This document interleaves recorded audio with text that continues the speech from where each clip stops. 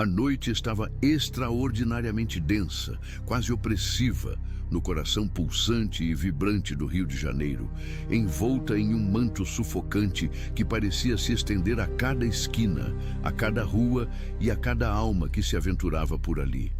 As luzes flutuantes, semelhantes a pequenas estrelas suspensas entre as sombras espessas das calçadas, falhavam em disfarçar esse perfume doce, mas enjoativo, do medo que pairava no ar, como um aviso sombrio e persistente do que poderia ocorrer a qualquer momento, como um prenúncio de tempestade. Eu havia planejado aquele encontro com a precisão meticulosa de um relojoeiro. Cada segundo contado, cada detalhe ajustado, armado pelo forte desejo de romper as barreiras que separam o mundo de quem vive nas ruas do meu próprio.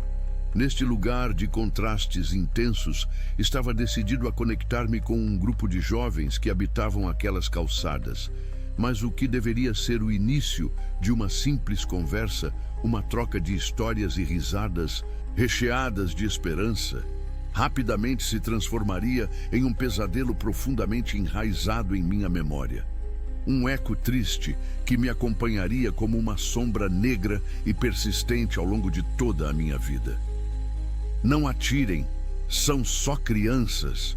Foi a última frase angustiante que ecoou, retumbando no ar como um grito poderoso antes que o caos tomasse conta daquela cena tragicômica e trágica ao mesmo tempo.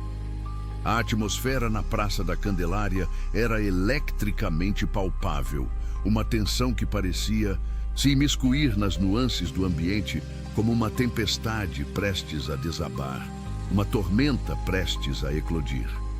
O calor sufocante daquela noite fez meu coração acelerar, batendo intensamente a cada instante, como se estivesse captando a intensidade de uma calamidade que se aproximava. O que eu estava prestes a testemunhar não apenas mudaria a vida daqueles jovens, mas também deixaria marcas indeléveis no destino de muitos que, sem saberem, passavam por aquele lugar àquela hora, ecos que reverberariam pela história de uma cidade que nunca esquece seu passado sombrio e conturbado. A luz da candeia que eu segurava projetava longas sombras sobre os rostos infantis, ansiosos e imberbes, refletindo o brilho inocente de suas risadas. O grupo de crianças e adolescentes estava reunido próximo à escadaria da antiga igreja, rindo e brincando, mergulhados em uma alegria juvenil quase pura, como se nada de errado estivesse se desenrolando ao seu redor. A inocência deles era uma força palpável, tão verdadeira que doía pensar que uma tempestade de desgraça se aproximava sem aviso, como um trovão que ressoa longe, precedendo a chuva furiosa. Eles não tinham ideia de que em poucos minutos aquela alegria seria brutalmente desfeita, como a luz do dia se escondendo atrás de nuvens negras e pesadas, carregadas de tempestade que nunca seria esquecida. Enquanto esperava, deixei minha mente vagar, passeando pelas memórias de uma vida que se distanciava a cada dia, como folhas levadas pelo vento do tempo. A sensação de estar naquele espaço vibrante, ouvindo suas gargalhadas e os gritos de alegria que ressoavam em meio às paredes da cidade, foi rapidamente eclipsada por um som distante, mas crescente, que se aproximava com a força de uma fumaça tóxica, prestes a engolir tudo ao seu redor. O ruído metálico, o eco dos passos pesados de policiais se aproximando na distância. Mas aquilo não era uma noite qualquer. Não, definitivamente não poderia ser uma noite comum. O coração da cidade pulsava a um ritmo insuportável e eu sentia que o caos estava prestes a extravasar, como um rio transbordando após dias de chuva incessante. Era um típico fim de semana na cidade e eu sabia que a esperança de uma vida melhor ainda brilhava nos olhos desses jovens. Uma delas, a mais nova, de cabelos desgrenhados e um sorriso tímido que poderia aquecer até os corações mais gelados, se aproximou e me pediu um trocado. "Só quero comprar um lanche, moço", disse ela, com uma voz suave que imediatamente me transportou de volta à simplicidade de minha própria infância. Uma lembrança que trazia consigo uma mistura dolorosa de saudade e dor. Tive vontade de acompanhá-la, de me juntar a ela em busca daquele lanche, aquele gosto simples que poderia trazer felicidade, mas antes que eu pudesse reagir ou oferecer qualquer ajuda, a cena rapidamente se transformou em um pesadelo descontrolado. Uma luz ofuscante surgiu do outro lado da rua, cortando a escuridão como uma faca afiada. E em um instante, tudo mudou. As sombras ao redor se transformaram em sombras de pânico e desespero absoluto. O que se seguia seria um horror inimaginável, prenunciado por um grito crescente que cortou o ar frio da noite como um lamento suplicante. A tensão tomou conta dos rostos das crianças que antes estavam radiantes de alegria. Alguém entre elas começou a gritar: "Saiam da frente! Não sejam loucos!" E então, o estrondo.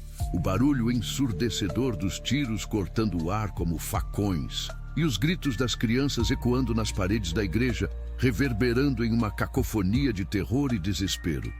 Aquela inocência estava prestes a ser sacrificada em um massacre brutal que desafiava não apenas a lógica, mas a própria natureza humana. Entre os gritos desesperados, ouvi mais uma vez a frase: "Não atirem, são só crianças." Alguém estava implorando, mas o eco de suas palavras se perdeu em um redemoinho de caos.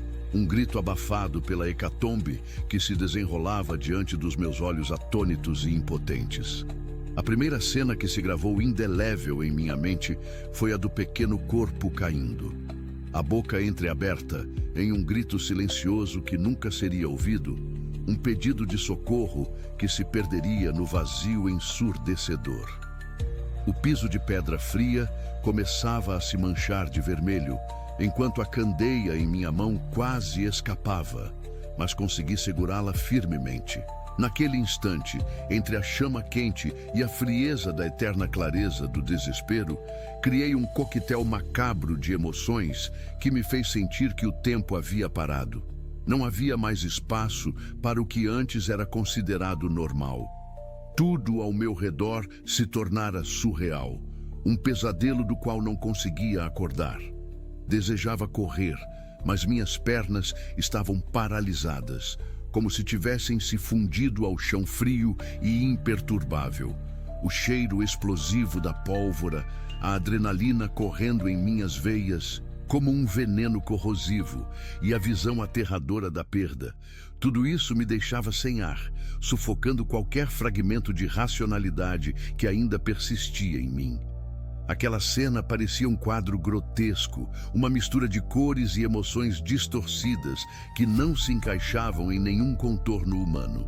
Era como se o mundo tivesse sido despedaçado e refeito com os destroços de sonhos estilhaçados. Uma atmosfera carregada de um pesadelo insuportável, do qual eu sabia que não conseguiria acordar. Nos poucos segundos que se seguiram, quando o sangue das crianças jorrava como água de uma fonte contaminada, vi outro menino agarrar a mão da sua irmã, sua pequena face contorcida em terror. Ele tentava puxá-la para longe, sem saber que não havia mais para onde ir, apenas desespero à frente e o eco de um futuro incerto. Muitos outros jovens, aqueles que normalmente tinham esperança e sonhos que deveriam ser protegidos, agora estavam encurralados nas garras da violência, como se um destino tenebroso estivesse espreitando em cada esquina, em cada momento e olhar. Eram os inocentes, os que mereciam proteção, agora vivendo em um cenário de horror insuportável. Conforme o horror se desenrolava, vi uma porta se abrir com um estrondo.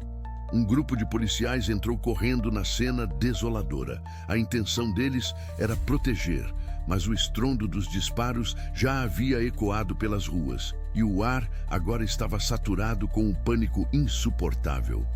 Só crianças? Pensei comigo mesmo, enquanto as balas ecoavam como gritos de dor, e os corpos inocentes caíam sem vida, como folhas secas sendo levadas pelo vento cruel. um ciclo vicioso de dor, uma espiral cuja saída era obscura e cheia de incertezas, se estabelecia como um destino trágico. Expectativa, raiva, impotência, esses sentimentos tornaram-se comuns entre aqueles que ousaram estar naquela praça. A candeia que eu segurava queimava minha palma, mas eu não sentia dor. Tudo ao meu redor parecia uma pintura distorcida, transformada por pinceladas de tristeza e desespero que narravam uma história que eu nunca quis ouvir. Uma narrativa angustiante. Aqueles jovens, que sempre foram invisíveis aos olhos da sociedade, agora eram vozes em um eco eterno de dor e injustiça. Eu sentia como se cada grito, cada lágrima derramada estivesse clamando por alguém que pudesse ouvir, alguém que pudesse ajudá-los a escapar daquela brutalidade insensata. Então, vi a luz do que poderia ser uma janela se apagar lentamente e uma sensação de despedida e fim tomou conta de tudo. A presença desses jovens agora perdidos e desolados em meio ao mar de tragédia parecia destacar a futilidade dos conflitos que permeavam a cidade. Os rostos assustados e manchados pela dor eram testemunhos de um sistema falido que havia falhado em protegê-los, como se a sociedade tivesse virado as costas para aqueles que, mais do que mero números, eram vidas despidas de sonhos e esperanças. O que estava acontecendo não era apenas um tiro solitário no escuro. Era uma epidemia de desrespeito pela vida, um desprezo sistemático por tudo o que aqueles jovens representavam. Enquanto olhava aqueles rostos, uma revelação amarga me atingiu. O que estava acontecendo era muito mais do que uma mera chacina. Era um lembrete cruel de que, em nossa busca pela segurança, perdemos a capacidade de ver a humanidade em cada um deles. Um grito silencioso se formou dentro de mim. Um manifesto submerso contra a dor e a injustiça que se revelava ali, diante de minha vista atônita. Não eram apenas números em uma estatística, mas seres humanos dignos cuja vida foi interrompida antes de florir e se desenvolver plenamente, reduzidas a meras referências em um senso frio e numérico. A história da Candelária, no entanto, não se esgota aqui. Enquanto o cenário de dor e desespero se dissipava lentamente, como um espelho quebrado, uma nova realidade começou a se delinear à vista de todos os presentes. A ferida aberta daquela noite continua a me assombrar, como um espectro que retorna nos momentos de quietude, nas horas silenciosas da noite.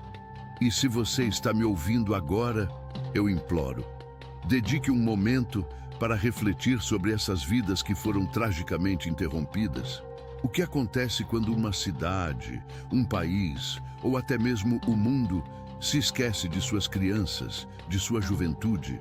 O que podemos fazer como sociedade para que momentos como este nunca mais se repitam? Que ações podem ser tomadas para efetivamente reverter essa narrativa de desalento? E assim, deixo a pergunta pairando no ar, como uma brisa gelada em um dia triste. O que você faria se tivesse o poder de mudar essa história? O que diria a quem se foi e como honraria as memórias deles? Teremos coragem suficiente para encarar a dor e transformá-la em uma ação concreta para garantir que essas crianças não sejam apenas rostos em um censo, mas seres humanos dignos de amor e proteção, cujos sonhos e esperanças devem ser cultivados e respeitados. Todos nós temos a responsabilidade não apenas de lembrar, mas de agir. Enquanto o dia a dia nos força a seguir em frente, que possamos carregar as memórias daqueles que se foram, transformando essa dor em compaixão e essa compaixão em ações concretas. A mudança começa na consciência, na disposição de fazer mais, de ouvir mais, de enxergar o outro além da sua superfície, além das suas dores. E, se tivermos a coragem e a determinação, poderemos juntos construir um futuro onde a fragilidade da vida humana não seja esquecida em meio ao barulho ensurdecedor do cotidiano.